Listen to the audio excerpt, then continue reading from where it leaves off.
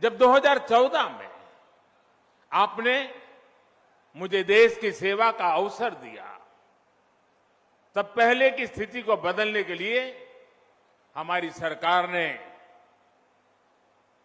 दिन रात एक कर दिए। जनमानस के कष्ट को समझते हुए, सामान्य मानवी की पीड़ा को समझते हुए, उसके दुख दर्द को साझा करने में हम भागीदार बने। हमने देश के स्वास्थ्य सुविधाओं को सुधारने के लिए, आधुनिकता लाने के लिए एक महायज्ञ शुरू किया, अनेक योजनाएं शुरू की। लेकिन मुझे इस बात का हमेशा अफसोस रहेगा कि यहां पहले जो सरकार थी उसने हमारा साथ नहीं दिया। विकास के कार्यों में वो राजनीति को ले आई, केंद्र की योजनाओं को यहां यूपी में आगे नहीं बढ़ने दिया गया। साथियों, यहां अलग अलग आयु वर्ग के बहन भाई बैठे हैं। क्या कभी किसी को याद पड़ता है, और याद पड़ता है तो मुझे बताना, क्या किसी को याद पड़ता है कि उत्तर प्रदेश के इतिहास में कभी एक साथ इतने मेडिकल कॉलेज का लोकार्पण हुआ हो? हुआ है कभी? नहीं हुआ है ना। पहले ऐसा क्यों नहीं होता था और अब ऐसा क्यों हो रहा है? इसका एक ही कारण है, राजनीतिक इच्छा शक्ति और राजनीतिक प्राथमिकता। जो पहले थे उनकी प्राथमिकता अपने लिए कमाना और अपने परिवार की तिजोरी भरना था। हमारी प्राथमिकता गरीब का पैसा बचाना, गरीब के परिवार को मूलभूत सुविधाएं देना। साथियों, बीमारी अमीर गरीब कुछ नहीं देखती है, उसके लिए तो सब बराबर होते हैं।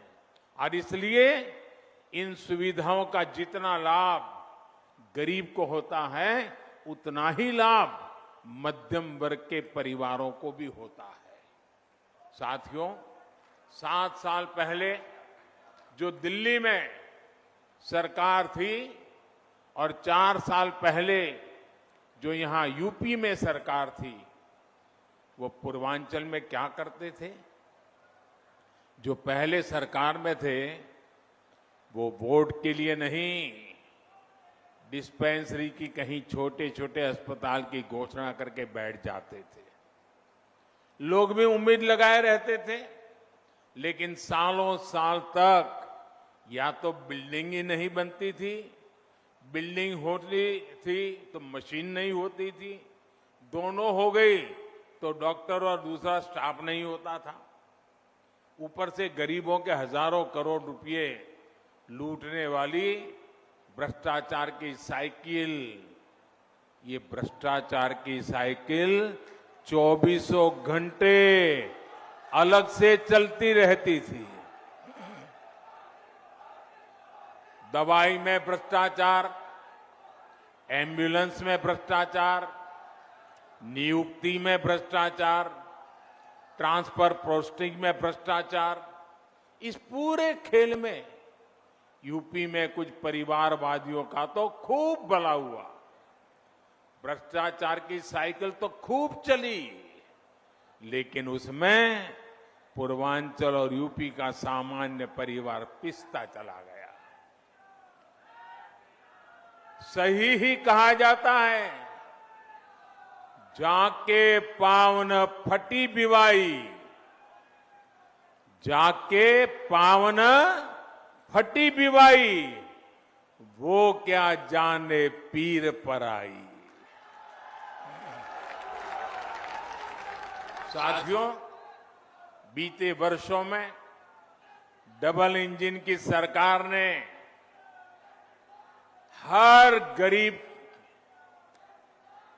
गरीब तक बेहतर स्वास्थ्य सुविधाएं पहुंचाने के लिए बहुत ईमानदारी से प्रयास किया है। निरंतर काम किया है। हमने देश में नई स्वास्थ्य नीति लागू की ताकि गरीब को सस्ता इलाज मिले और उसे बीमारियों से भी बचाया जा सके। यहां यूपी में भी 90 लाख मरीजों को आयुष्मान भारत के तहत मुफ्त इलाज मिला है। इन गरीबों के आयुष्मान भारत की वजह से करीब करीब 1000 करोड़ रुपए इलाज में खर्च होने से बचे हैं। आज हजारों जन औषधि केंद्रों से बहुत सस्ती दवाएं मिल रही हैं। कैंसर का इलाज, डायलिसिस और हार्ट की सर्जरी तक बहुत सस्ती हुई है। शौचालय जैसी सुविधाओं से अनेक बीमारियों में कमी आई है। यही नहीं, देश भर में बेहतर अस्पताल कैसे बने और उन अस्पतालों में बेहतर डॉक्टर और दूसरे मेडिकल स्टाफ कैसे उपलब्ध हो, इसके लिए बहुत बड़े और लंबे विजन के साथ काम किया जा रहा है। अब अस्पतालों का, मेडिकल कॉलेजों का भूमि पूजन भी होता है और उनका तय समय पर लोकार्पण भी होता है।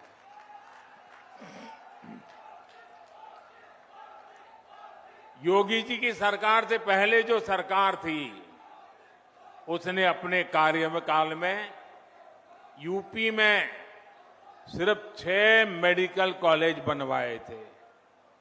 योगी जी के कार्यकाल में 16 मेडिकल शुरू हो चुके हैं और 30 नए मेडिकल कॉलेजों पर तेजी से काम चल रहा है। रायबरेली और गोरखपुर में बन रहे एम्स तो यूपी के लिए एक प्रकार से बोनस है। भाई और बहनों, मेडिकल कॉलेज सिर्फ बेहतर इलाज ही नहीं देते, बल्कि नए डॉक्टर, नए पैरामेडिक्स का भी निर्माण करते हैं। जब मेडिकल कॉलेज बनता है तो वहां पर विशेष प्रकार की laboratory training centre, nursing unit, medical unit और रोजगार के अनेक नए साधन बनते हैं। दुर्भाग्य से पहले के दशकों में देश में डॉक्टरों की कमी को पूरा करने के लिए राष्ट्रव्यापी रणनीति पर काम ही नहीं हुआ। अनेक दशक पहले मेडिकल